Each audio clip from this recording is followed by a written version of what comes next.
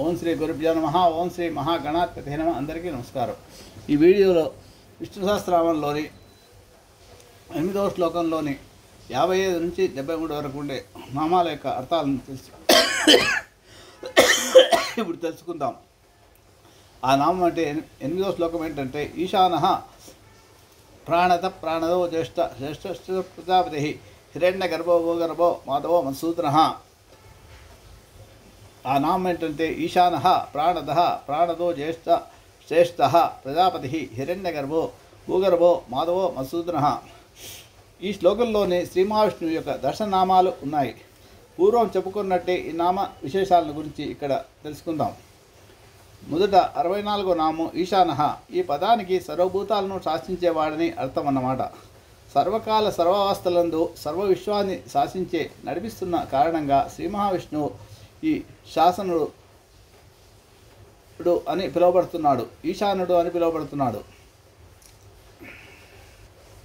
శ్రీ మహావిష్ణువు ఈశానుడు అని పిలువబడుతున్నాడు.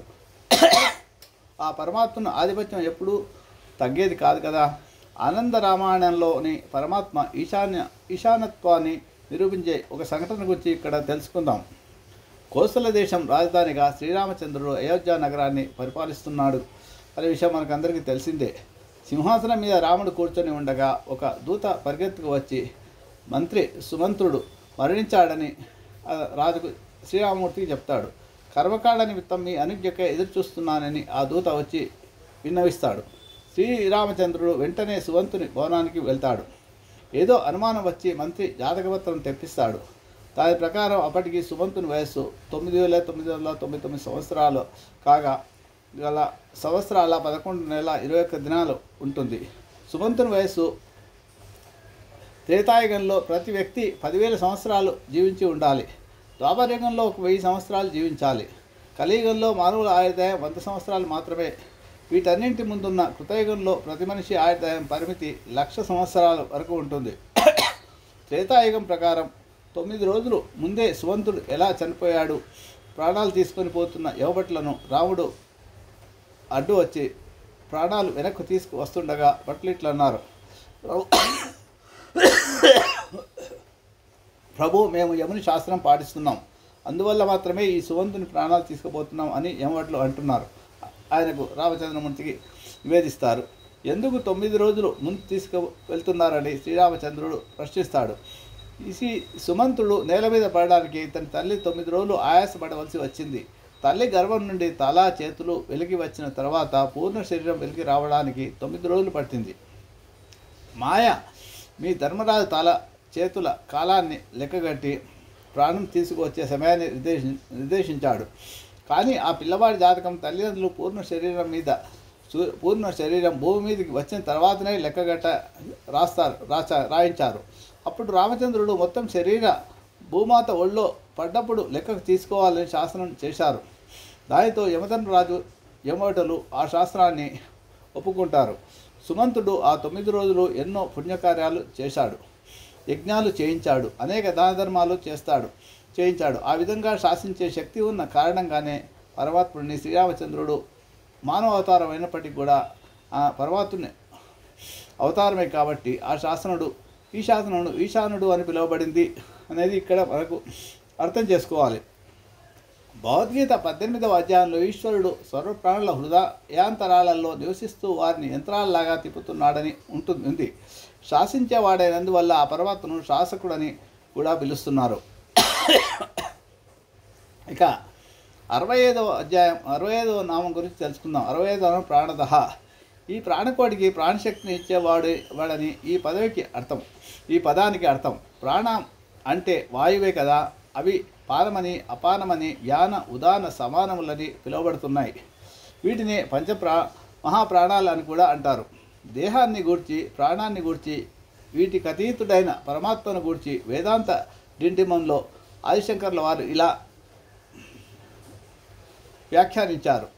దేహో నాహం దేహ సాక్షితి నిశ్చయాత్ ప్రాణో నాహ అహం దేవః ప్రాణసాక్షితి నిశ్చయాత్ అని శంకర్ల వారు వ్యాఖ్యానించారు. దేహం కన్నా ప్రాణం కన్నా అతీతుడై అన్నీ నడిపించేవాడు, ప్రాణకోటికి ప్రసాదించేవాడు ప్రాణదుడు అని పిలువబడతాడు. ఈ సృష్టిలో ప్రాణం పోసే వారికొకరే అన్నారు, ప్రాణం పోసే వారొకరే ఉన్నారు అని ఆయన వివరించాడనమాట. వారే పరమాత్మ. అందుకే ప్రాణదహ అన్న శబ్దం సార్థకత ప్రయోగమని భావించాలి ఇక్కడ అని శంకర్ల వారు వ్యాఖ్యానించారన్నమాట. అంతేగాక యముడు అకాల మృత్యువుకు గురి చేసిన గురువుగారి సంతానాన్ని శ్రీకృష్ణుడు తీసుకొని రావడం ప్రాణం పోయడం కిందికే వస్తుంది కదా. అదేవిధంగా ఉత్తర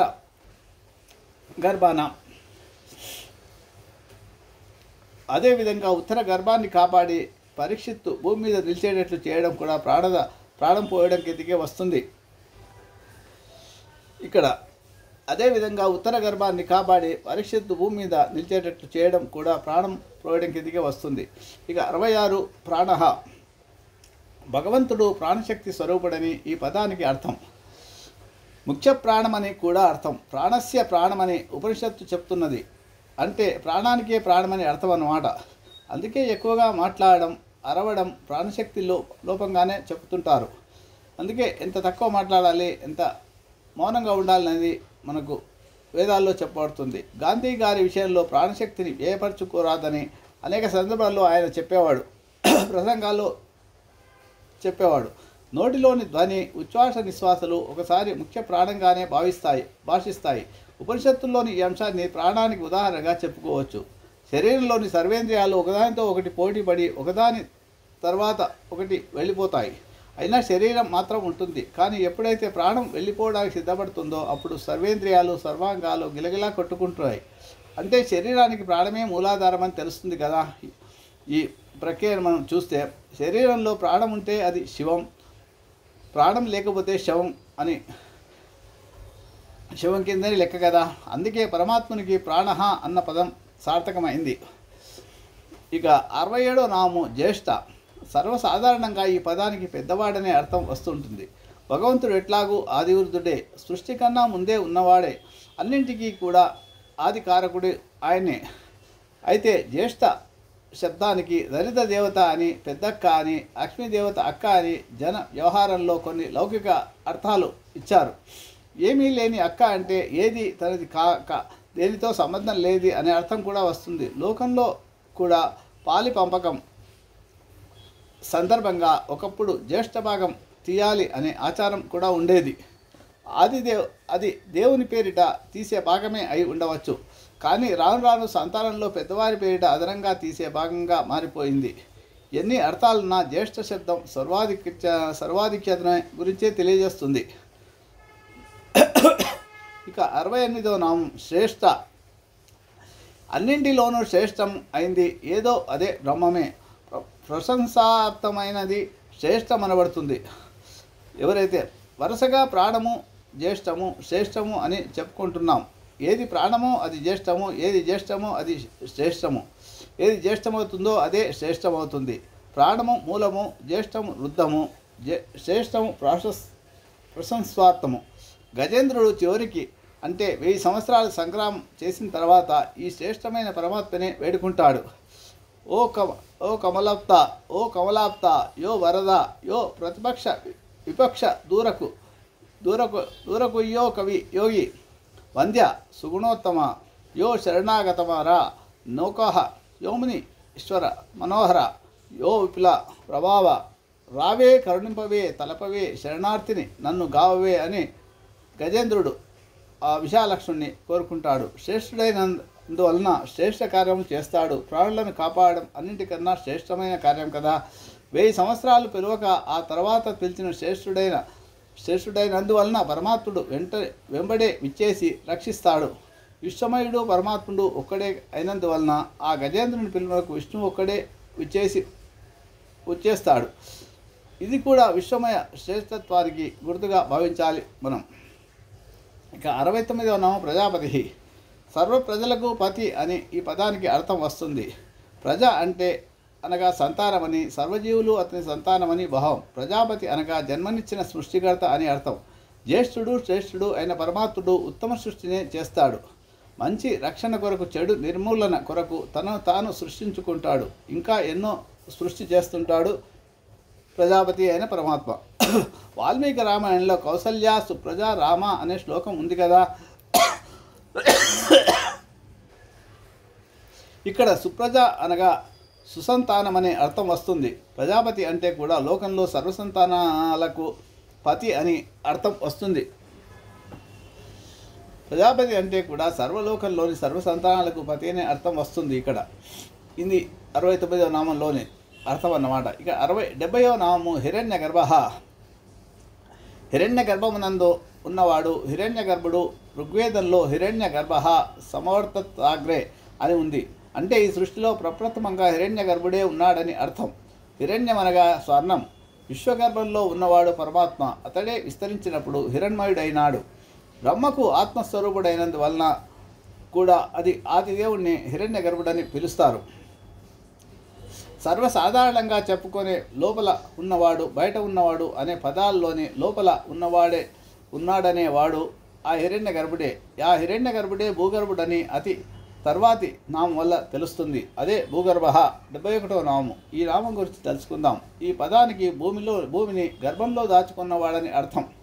విశ్వగర్భంలోని భూమి గర్భంలో ఉన్నవాడు. ఇదే పరమాత్మ వైచిత్రి. భూమి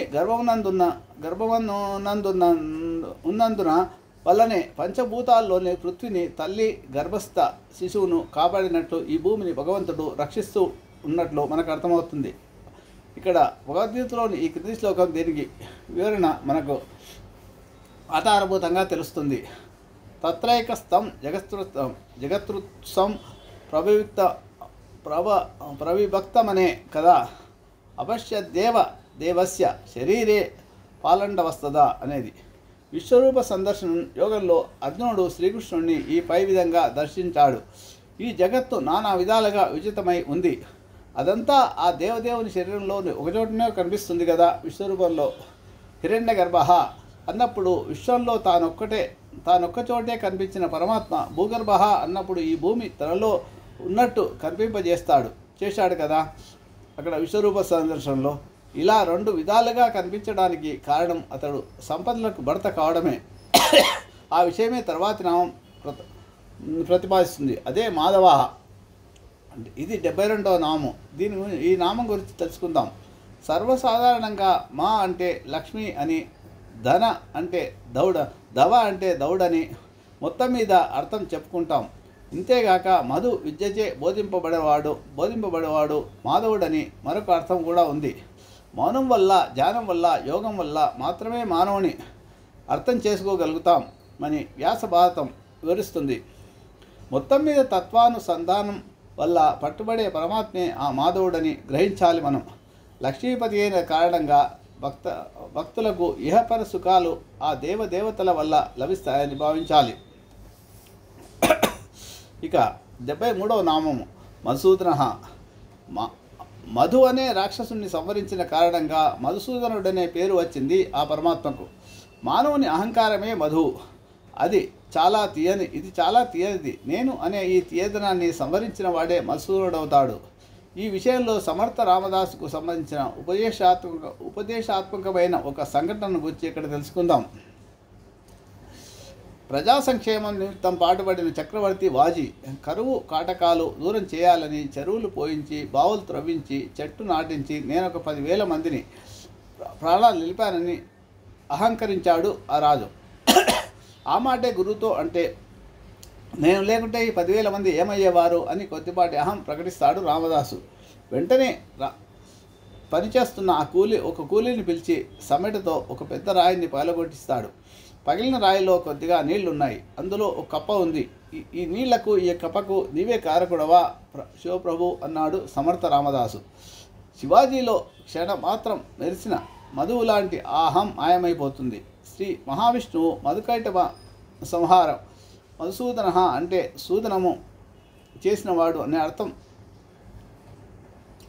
సూదనం అంటే చంపడం. మొత్తం మీద పరమాత్మ విషయంలో ఈ శ్లోకంలోని ఈశాన శబ్దం నుండి మధుసూదన నామం వరకు సర్వ పదాలు సార్థకంగా ప్రయోగించబడ్డాయి. అందుకే నిరంతరం స్తుతికీర్తనల్లో వినిపిస్తాయి ఆయన నామాలు. శుభమస్తు.